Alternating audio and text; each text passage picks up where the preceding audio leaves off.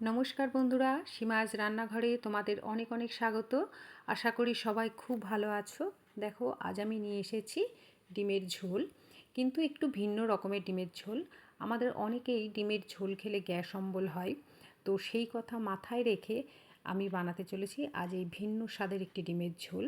তাহলে এই রেসিপিটা দেখতে হলে আমার সঙ্গে থাকো। তাহলে চলো শুরু করি। এই ডিমের ঝোল বানানোর জন্য আমি এখানে নিয়ে নিয়েছি, দেখো, সিদ্ধ করা ডিম, এবং ডিমগুলোতে আমি একটু কাট লাগিয়ে নিয়েছি যাতে ডিমটা ভাজার সময় না ফাটে। এবার এর গায়ে হলুদ মাখিয়ে এটাকে ভেজে নেব। আর নিয়ে নিয়েছি এখানে সিদ্ধ করা আলু। আলুটা খুব বেশি সিদ্ধ নেবে না, 80% সিদ্ধ হলেই হয়ে যাবে। এবার আমি এই ডিমগুলোকে ভেজে নেব সর্ষের তেলে। আমি কড়াইয়ে 3 চামচ তেল দিয়ে নিয়েছি। এবার এর মধ্যে একে একে আমি হলুদ মাখানো ডিমগুলো দিয়ে হালকা লালচে করে ভেজে তুলে নেব। চলো দেখো, এটাকে ভেজে নিয়েছি আমি লালচে লালচে করে। এবার এটাকে আমি তুলে নেব। এরপর এই কড়াইয়ের মধ্যেই আমি দিয়ে দেব কালো জিরে ফোড়ন।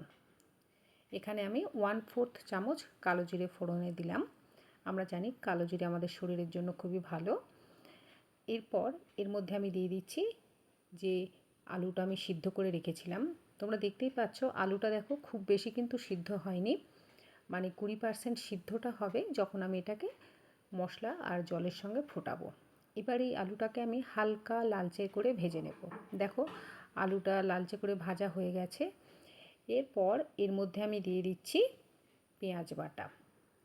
এখানে আমি পেঁয়াজ নিয়েছি 1 চামচ বাটা।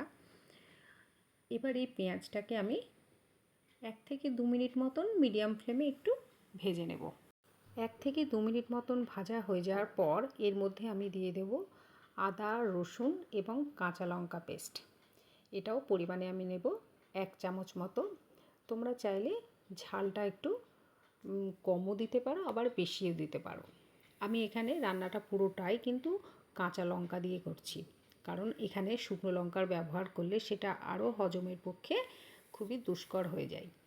এবার এই মশলাটাকে আমাকে কষিয়ে নিতে হবে খুব ভালো করে। 2 থেকে 3 মিনিট মতন এটাকে মিডিয়াম ফ্লেমে আমি কষিয়ে নিয়েছি। এরপর এর মধ্যে আমি দিয়ে দিচ্ছি হলুদ গুঁড়ো। হলুদ গুঁড়ো দেওয়ার পর এটাকে আবারও কিছুক্ষণ কষিয়ে নিতে হবে। এইভাবে কিছুক্ষণ কষিয়ে নেওয়ার পর যখন মনে হবে যে মশলাটা কড়াইয়ের নিচে লেগে যাচ্ছে, তখন আমরা এখানে অল্প অল্প করে জলের ব্যবহার করব। কারণ যেহেতু তেলের পরিমাণটা কম আছে আর মশলাটাকে কষানোও খুব দরকার, তো মশলাটাকে জ্বলে যাওয়ার হাত থেকে বাঁচাতে আমি এখানে অল্প অল্প করে জলের ব্যবহার করব। এইভাবে অল্প অল্প করে জল দিয়ে এই মশলাটাকে আমাকে আবারও মিনিট 2 মতন কষিয়ে নিতে হবে। এইভাবে এটাকে মিনিট 2 মতন চলো আমরা কষিয়ে নিই। দেখো, আমি এটাকে মিনিট 2 মতন কষিয়ে নিয়েছি। কষিয়ে নেওয়ার পর মশলাটার কাঁচা গন্ধটা চলে গেছে। এরপর এর মধ্যে আমি যে মেন উপকরণ ব্যবহার করছি সেটা হচ্ছে মৌরি বাটা। আমি এখানে 1.5 চামচ মৌরি বাটা নিয়েছি। এই মৌরিটা আমরা সকলেই জানি আমাদের হজমের জন্য খুব উপকারী। মৌরি বাটা দেওয়ার পর এটাকে কিন্তু খুব বেশিক্ষণ কষানোর দরকার নেই, তাহলে এর গুণাগুণ নষ্ট হয়ে যাবে। আমি এটাকে 1 মিনিট মতন লো ফ্লেমে একটু নাড়াচাড়া করে নেব, নিলে পারেই এটা রেডি হয়ে যাবে। এরপর এর মধ্যে আমি দিয়ে দেব জল। তোমরা যে যেমন ঝোল পছন্দ করবে সেই অনুপাতে এখানে জলের ব্যবহার করবে। এইভাবে অবশ্যই কিন্তু একবার ডিমের ঝোল বানিয়ে খেয়ে দেখো, তোমাদের হজমের কোনো সমস্যা হবে না। আর আমরা তো জানি মৌরি আমাদের শরীরের জন্য কত উপকারী। শরীরটাকে ঠান্ডা রাখে, হজমে সাহায্য করে, পেট ভালো রাখে। তো সেই জন্য এই তরকারিটা বা ডিমের ঝোলটা রান্না করতে গেলে তোমরা মৌরি বাটা দেবে। আর এরপর আমি দিয়ে দিলাম, দেখো, স্বাদমতো লবণ। আলুটা যেহেতু আমি 80% সিদ্ধ করে রেখেছিলাম, এরপর এর মধ্যে আমি দিয়ে দিচ্ছি ডিমগুলো। ব্যাস, আর কিচ্ছু নয়। এবার এটাকে খুব ভালো করে নাড়িয়ে চাড়িয়ে আমি ঢাকা দিয়ে রেখে দেবো যতক্ষণ পর্যন্ত না আলুটা 100% সিদ্ধ হচ্ছে। তাহলে চলো আর দেরি কেন, এবার এটাকে ঢাকা দিয়ে আমি ফুটতে দিই। এটাকে ঢাকা দিয়ে আমি রেখে দিয়েছিলাম 4 মিনিট মতন। দেখো, আলুগুলোও সিদ্ধ হয়ে গেছে আর আমাদের ডিমের ঝোলটাও রেডি হয়ে গেছে।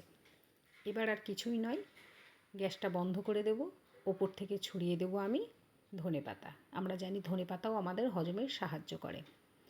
তাহলে দেখো কি তাড়াতাড়ি রেডি হয়ে গেল আমাদের একটা খুব সিম্পল এবং হজমের সহায়ক একটা রেসিপি, মৌরি বাটা দিয়ে ডিমের ঝোল। চলো এটাকে পরিবেশন করে দিই। দেখো মৌরি বাটা দিয়ে ডিমের ঝোল আমাদের রেডি হয়ে গেছে। তোমরাও এইভাবে বাড়িতে বানাবে আর বানিয়ে খেয়ে অবশ্যই আমাকে জানাবে কেমন লাগলো। আমার রান্নাগুলো ভালো লাগলে লাইক, শেয়ার আর সাবস্ক্রাইব করে আমার পাশে থেকো। সবাই খুব ভালো থেকো। আজ তাহলে রাখি। নমস্কার।